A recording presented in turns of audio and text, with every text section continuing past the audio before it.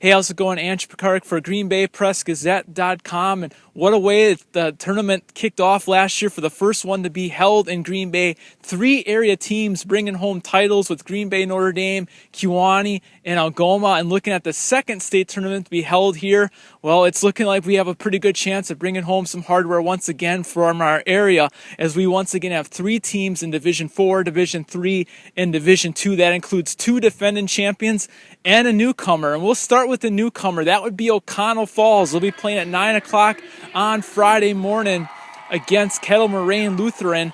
The Panthers making their first state appearance in girls basketball, but they're pretty familiar with the state court and the state environment. They were here in November for the state volleyball tournament. That was one and done, hoping for a longer stay in the girls tournament, but this is an experienced team all the way around in a lot of different sports with a lot of state experience, and that all starts with senior McKenna Larson. If you haven't seen McKenna Larson play volleyball, basketball, or softball, you're in for a treat Friday morning. She's one of the most outstanding and gifted athletes the Green Bay area has ever seen for girls athletics. She's a first-team all-conference performer in all 3, all the way through her freshman year. She's been a Bay Conference Player of the Year in all 3 of those sports. Took the volleyball team to state twice, took the softball team to state, and this is the first time she got the girls basketball team there, first time in school history.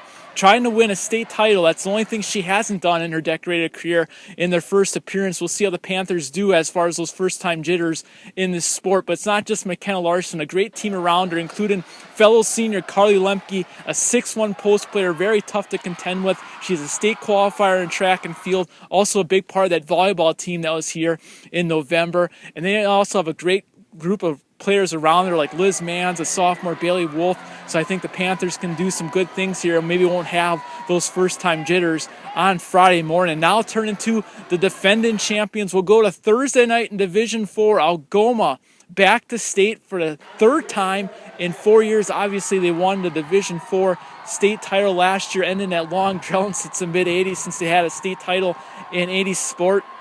And the Wolves have high hopes in Division 4 once again. Well, they'll be taking on Fond du Lac Springs on Thursday night at 6:35. And this squad last year lost 2 seniors, including Packerland Conference Player of the Year Taylor Schmidt, who went on to Oshkosh to earn honorable mention all WIC honors. So that tells you what kind of loss that was. But overall, the depth of that team, they returned so many players, and they can still have that huge bench that they bring in to play that trap and defense that Coach Mark Zastro is known for. And then you also have senior Kennedy Blonick, obviously a 3-time state champion in the shot put and discus, but also a pretty good basketball player as well. If she wasn't such a track star, she could be a D1 basketball player, and she's really turned up her game here in the playoffs. Scored a career-high 28 points on Saturday night against Auburndale to power the Wolves, even though outstanding sophomore Anna Deere feeling under the weather. This team has size, it has speed, so Algoma once again looks like their chances are good in Division 4, and anytime you have a Mark Zastro coach team,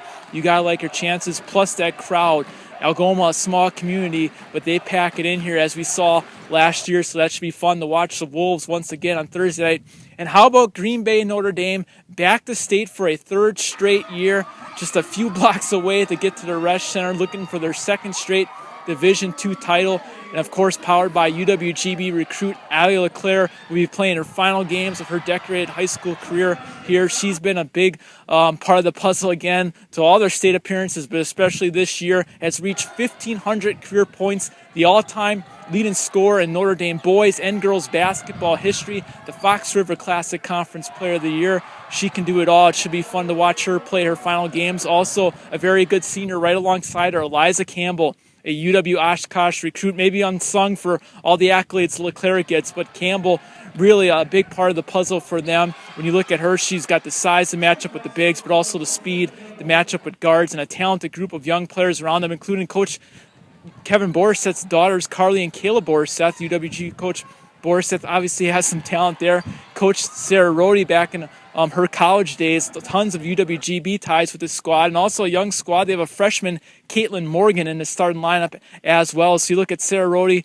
coach of the Tritons. She's 3 for 3 in bringing her teams to state, hoping for that 2nd title. So that should be fun to watch when Notre Dame plays Milwaukee Pius at 1:35 on Friday afternoon. So there you go. I'll look at the area teams we'll have here as we're back on the road to the Resch.